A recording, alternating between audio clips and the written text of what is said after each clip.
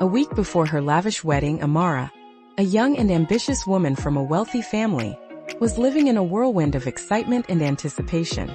Her social media feeds were flooded with photos of her bridal shower, the final touches on her dream dress, and countless messages of congratulations from friends and family. Everything seemed perfect, too perfect perhaps. That evening, after what was supposed to be her last fitting for the wedding gown, Amara returned home feeling exhausted but satisfied. She had spent hours ensuring every detail of the dress was flawless. The intricate beadwork, the flowing train, the delicate veil. It was everything she had ever dreamed of.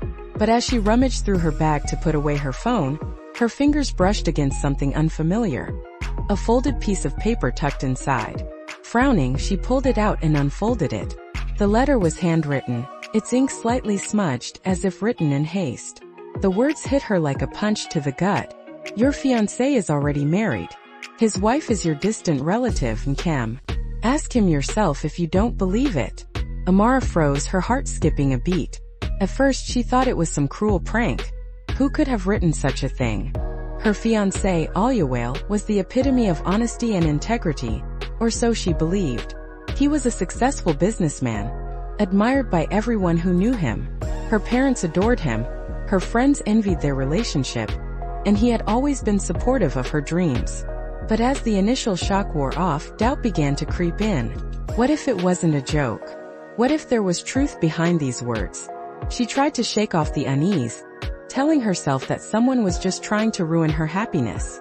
But the seed of suspicion had been planted, and it grew with every passing minute. She replayed memories of her relationship with Oluwale in her mind, searching for any signs of deceit. Had he ever acted strangely? Avoided certain topics? Been overly secretive about his past? By morning, the anxiety had consumed her. She couldn't eat, couldn't sleep, couldn't focus on anything else. The wedding was tomorrow, the culmination of years of planning, dreaming, and hoping. And now this letter threatened to shatter everything. Finally, unable to bear the uncertainty any longer, Amara made a decision. She grabbed her car keys and sped off to Oluwale's office in Lagos. Her hands trembled on the steering wheel, and her heart pounded so hard she could barely breathe. Oluwale's office was located on the top floor of a sleek, modern skyscraper in the heart of Lagos.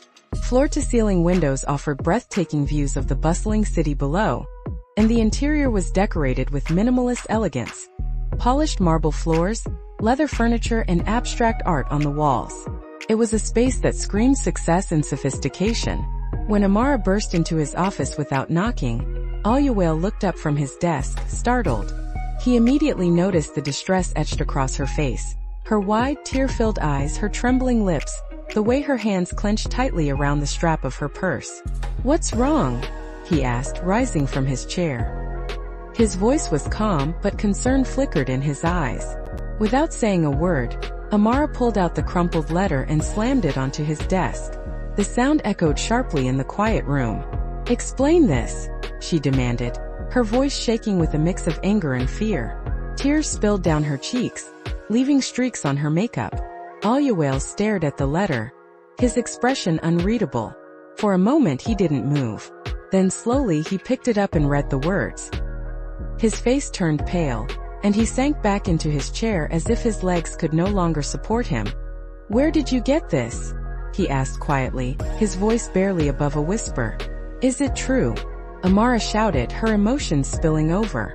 "Are you married? To my relative? How could you do this to me?" Oluwale remained silent for what felt like an eternity. When he finally spoke, his voice was heavy with regret. "Yes, I am married, but it's not what you think." "Then explain." Amara sobbed, her voice breaking. He took a deep breath, running a hand through his hair as if trying to gather his thoughts. 10 years ago, he began, "I married Nkem, a distant relative of yours. It wasn't because I loved her. It was to save her family from financial ruin. They were desperate and I thought I could help. At the time it seemed like the right thing to do. But we grew apart," he continued. "Over the years, our marriage became nothing more than a formality. We stopped loving each other, but divorce was impossible. Our families wouldn't allow it. They said it would bring shame, dishonor. So we stayed together even though it wasn't real. I was going to tell you everything," he added, his voice cracking. "But I was afraid of losing you." Amara listened in stunned silence, her mind reeling. She wanted to believe him, to trust that he hadn't intentionally deceived her. But the betrayal cut deep, and she didn't know whom to trust anymore.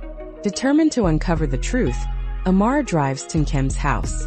The journey takes her far from the bustling city center to a modest neighborhood on the outskirts of Lagos. As she pulls up to the small, unassuming home, Amara feels a pang of confusion. Why does Oyewale's wife live so humbly when he is wealthy enough to afford luxury? The contrast between their lifestyles raises even more questions in her mind. When Nkem opens the door, Amara is struck by her appearance. She looks tired but carries herself with quiet dignity.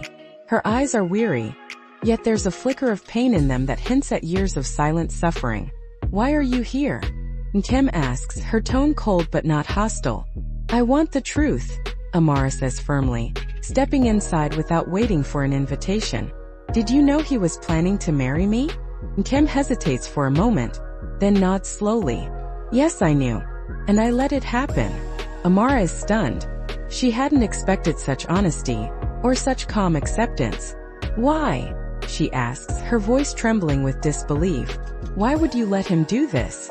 Don't you care about him?" Nkem sighs deeply, as if releasing years of pent-up emotions.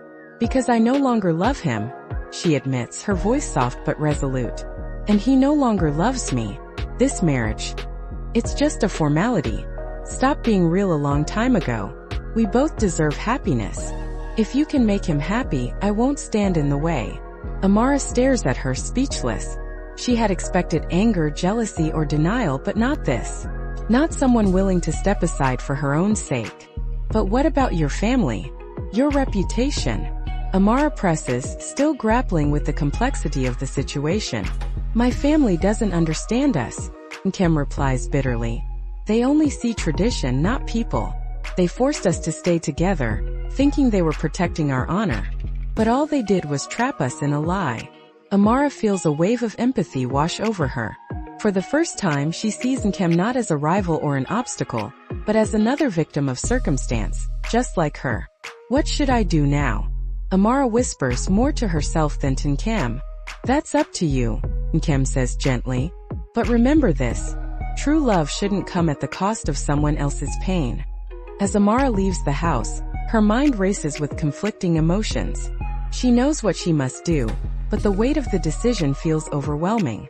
The next day, on the day of the wedding, Amara stands in front of the mirror in her luxurious white gown. The dress is everything she ever dreamed of, elegant, timeless, and breathtaking. Her hair is styled perfectly, her makeup flawless. Yet, as she gazes at her reflection, she feels hollow. Outside, the church is filled with guests, family, friends, colleagues, all eagerly awaiting the ceremony. The air buzzes with excitement, laughter, and whispered conversations. Everything is ready. Everyone is waiting. But instead of walking down the aisle, Amara makes a bold decision. She steps onto the stage during the ceremony, her presence commanding immediate attention. The room falls silent as all eyes turn to her. "I can't get married today," she announces, her voice steady despite the storm of emotions raging inside her. Gasps ripple through the crowd. Her parents rise from their seats, their faces etched with shock and confusion. "I found out the truth, that my fiancé is already married," she continues, her words cutting through the silence like a blade. "And though he wanted to end that marriage for me, I realized that true life isn't about destroying other people's lives. Today, I want all of us to start telling the truth." She pauses, scanning the sea of faces before her. Then, turning toward the audience, she calls out, "Nkem, come forward." For a moment, there's complete silence.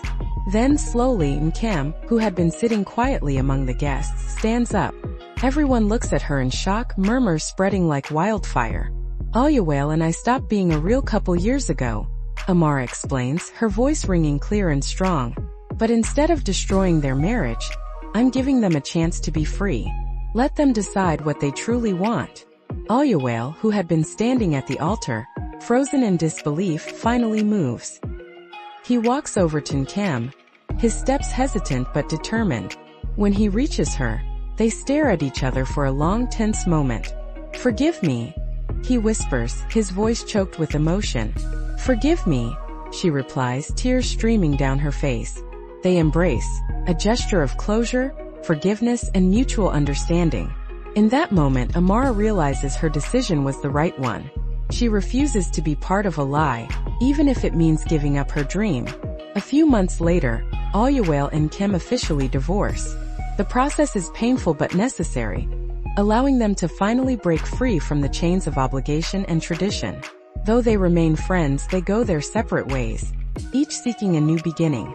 Meanwhile, Amara embarks on a new chapter in her life. Inspired by her own experience, she starts a business aimed at helping women trapped in difficult marital situations, whether due to cultural expectations, financial dependence, or societal pressures. Her mission becomes empowering others to find their voices and make choices that align with their true desires. Her story spreads far and wide, becoming an example of courage, integrity, and selflessness. People admire her willingness to prioritize truth over personal gain, and many draw strength from her journey. Amara learns that sometimes letting go of a dream is the first step toward true happiness. By choosing authenticity over illusion, she discovers a deeper sense of purpose and a future full of possibilities.